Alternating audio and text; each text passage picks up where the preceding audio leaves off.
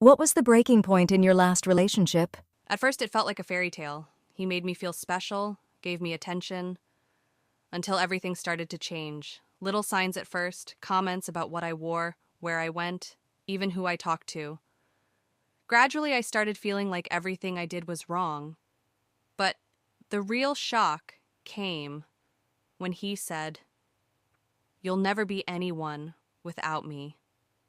That was the wake-up call. I was losing myself. He controlled me so subtly that I didn't even notice. But in that moment, something inside me screamed, "I'm not less without him. I deserve more." The fear of being alone paralyzed me, but the pain of feeling trapped showed me that freedom is worth more.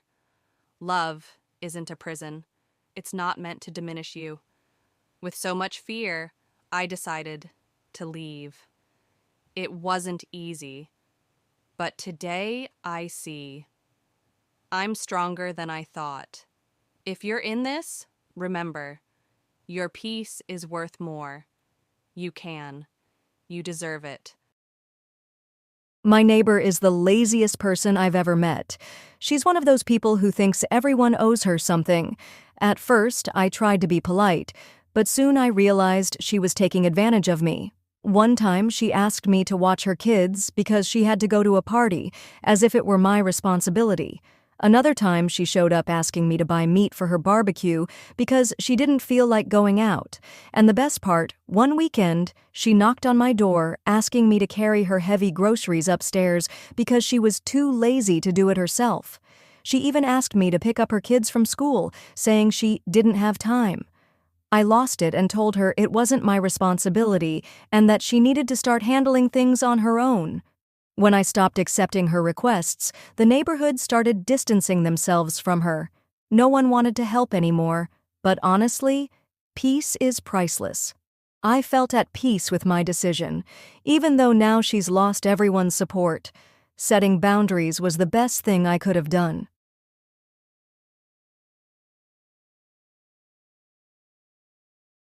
My lazy mother-in-law wants my card. I was just minding my own business when my mother-in-law comes up to me and says, "You know, your husband should be taking better care of me, so you should help too since you're married to him." I was confused and asked what she needed, and she, without hesitation, "Just give me your card. It's your responsibility after all, you're his wife." I couldn't believe it.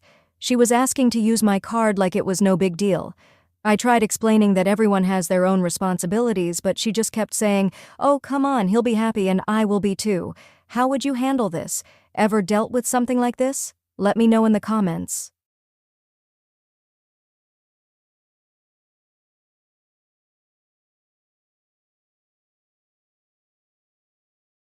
How I overcame my gambling addiction.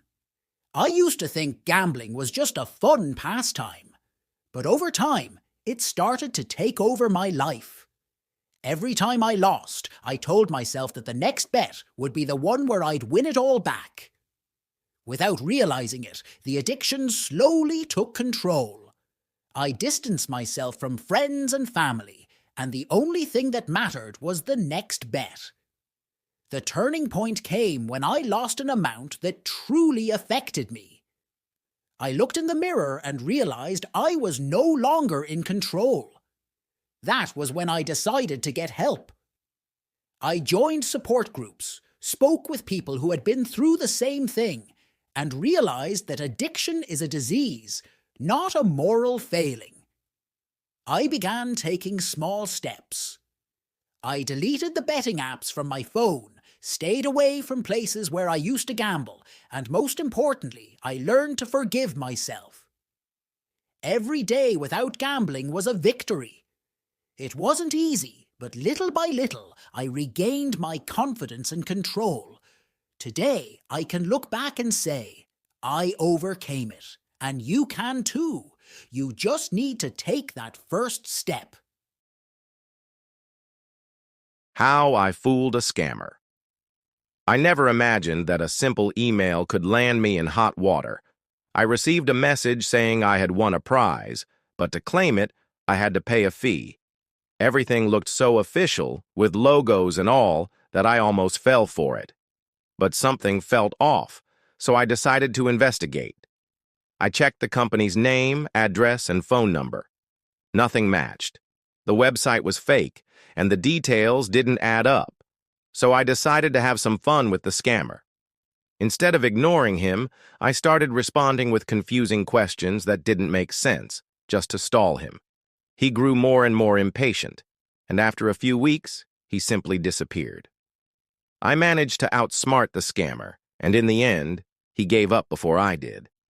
I learned that when the game is digital, patience can be the best weapon against scams.